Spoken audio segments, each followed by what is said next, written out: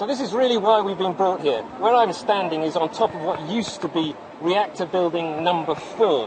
The whole of this building was blown apart by a huge explosion after the tsunami disaster.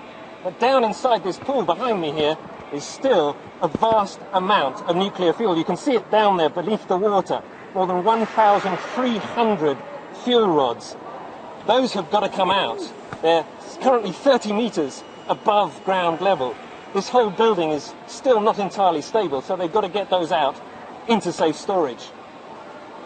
So the machine they're going to use to lift those fuel assemblies out of the cooling pool is currently being built over behind this white tank here. It's a very complicated piece of machinery which has to do a very, very delicate task to draw these fuel rods out of the fuel pool.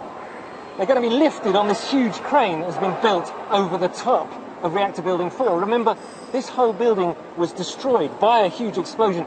All of this around me here has been built in the last 6 to 9 months.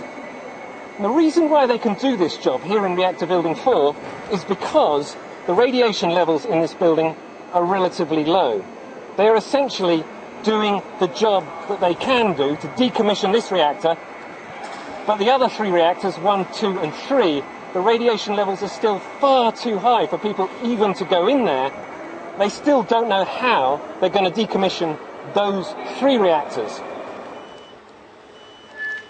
So when we were back inside reactor building number 4, my radiation monitor was reading about 200, 250 counts per second.